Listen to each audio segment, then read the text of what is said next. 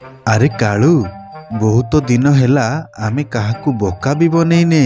ଚାଲ ଆମେ ଏବେ ଜଙ୍ଗଲ ଆଡ଼କୁ ଯିବା, ଆଉ କାହାକୁ ଗୋଟେ ବୋକା ବନେଇବା, ଆଉ ବହୁତ ମଜା ବି କରିବା। ଆରେ ହଁ ନାଳୁ, ତୁ ଠିକ କହୁଛୁ। ଚାଲ ଆମେ ଏବେ ଜଙ୍ଗଲ ଆଡ଼କୁ ଯିବା।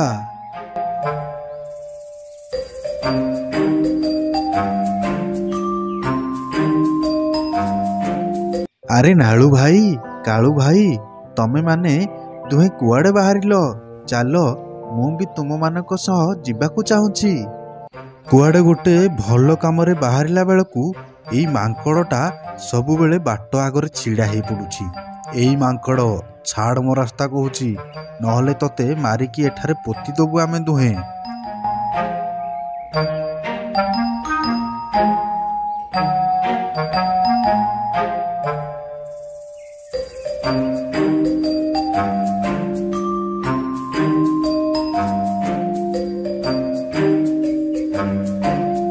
ଦୁଷ୍ଟ ଶିଆଳ ଦଳ, ତମେମାନେ ମୋ ସହ ପଙ୍ଗା ନେଲ। ରୁହ, ମୁଁ ତମମାନଙ୍କୁ ଭଲ କି ମଜା ଚଖଉଛି।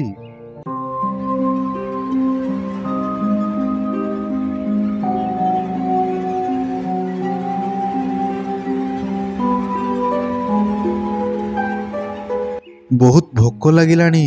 ମୁଁ ଯାଉଛି ଜଙ୍ଗଲ ଆଡ଼ୁ କିଛି ମାଂସ ନେଇକି ଆସିବି, ଆଉ ମୋ ଗୁମ୍ଫାରେ ଆରାମସେ ବସିକି ଖାଇବି।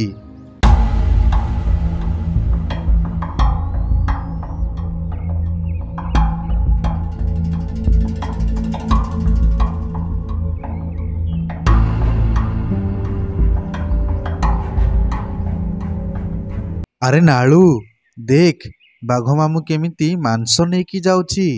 ଚାଲ ଆମେ ବାଘ ମାମୁଁକୁ ବୋକା ବନେଇକି ତାଠାରୁ ମାଂସ ଖାଇବା। ହଁ କାଳୁ, ଚାଲ ଜଲ୍ଦି, ଆମେ ବାଘ ମାମୁଁ ପାଖକୁ ଯିବା।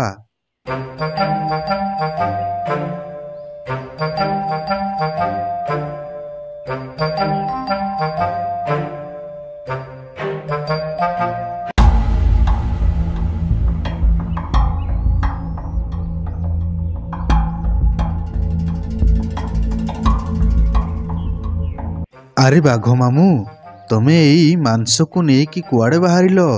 ତମେ ଏଇ ମାଂସକୁ ନେଇକି ଏକା ଏକା ଖାଇବ ନା କ'ଣ? ବାଘ ମାମୁଁ, ଆମେ ଦୁହେଁ 2 ଦିନ ହେଲା କିଛି ବି ଖାଇନୁ। ଆମକୁ ଟିକେ ମାଂସ ଖାଇବାକୁ ଦିଅ। ଏଇ ଦୁଷ୍ଟ ଶିଆଳ, ତତେ ମୁଁ କ'ଣ ପାଗଳ ଭଳିଆ ଦେଖାଯାଉଛି ନା କ'ଣ? ମୁଁ ଏତେ କଷ୍ଟ କରିକି ଜଙ୍ଗଲରୁ ମାଂସ ଆଣିକି ଆସିବି, ଆଉ ତତେ ମୁଁ ପୁଣି ଖାଇବାକୁ ଦେବି? ଛାଡ଼ ମୋ ରାସ୍ତା।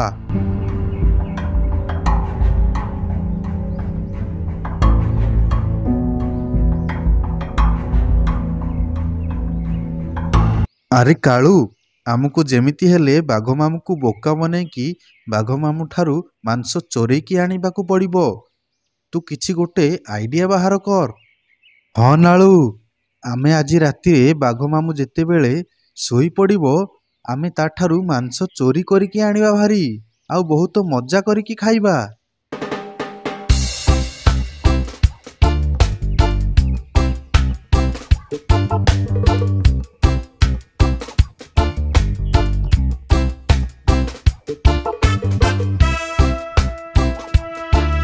ରାତି ତ ହେଇଗଲାଣି, ଆଉ ମୁଁ ଆଜି ଜଙ୍ଗଲ ଆଡ଼ୁ ଶିକାର କରିକି ବହୁତ ଥକି ଯାଇଛି।